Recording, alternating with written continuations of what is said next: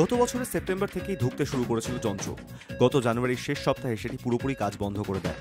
সংশ্লিষ্ট সংস্থাও জানিয়ে দেয় ওই যন্ত্র আর মেরামত করা সম্ভব নয়। অগত্যা ছোট একটি যন্ত্রের উপর নির্ভর করেই চলছে আর.জি. কর মেডিকেল কলেজ হাসপাতালের বায়োকেমিস্ট্রি বিভাগ। তাতে ক্যান্সার, হরমোনের পরীক্ষা করা গেলেও ভিটামিন ডির পরীক্ষা হয় না। প্রশ্ন হলো, শহরের একটি গুরুত্বপূর্ণ মেডিকেল কলেজে কেন এতদিন ধরে রক্ত পরীক্ষার গুরুত্বপূর্ণ যন্ত্র বিকল হয়ে থাকবে? কেনই বা অবিলম্বে খারাপ যন্ত্র বদলের পদক্ষেপ করা হবে না? স্বাস্থ্য দপ্তরের এক আধিকারিকের কথায়, ছোট যন্ত্রটি দিয়ে আপাতত পরিস্থিতি সামাল দেওয়া হচ্ছে, তবে দ্রুত সমস্যা সমাধানে পদক্ষেপ করা হবে। সূত্রের খবর, ক্যান্সার, বায়োমার্কার, হরমোন, ভিটামিনের পরীক্ষার জন্য আর.জি. করের বায়োকেমিস্ট্রি বিভাগে দুটি যন্ত্র রয়েছে, একটি বড় এবং একটি ছোট। গত সেপ্টেম্বর থেকে বড় যন্ত্রটিতে সমস্যা শুরু হয়। তাতে ওই হাসপাতালে ভর্তি থাকা রোগীদের রক্ত পরীক্ষা নিয়ে মারাত্মক সমস্যা তৈরি হয়। বায়োকেমিস্ট্রি বিভাগে পরীক্ষা হচ্ছে না বলে অভিযোগ করে একাধিক বিভাগ থেকে হাসপাতাল কর্তৃপক্ষকে চিঠি পাঠানো হয়।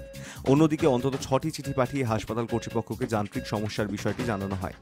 বায়োকেমিস্ট্রি বিভাগের তরফেও জানানো হয়েছে যে 21শে জানুয়ারি ওই বড় যন্ত্রটি পুরোপুরি খারাপ হয়ে যায়। পাশাপাশি ছোট যন্ত্রটিতে পরীক্ষার রিজেন্ট কেনা নিয়ে জটিলতা তৈরি হয়।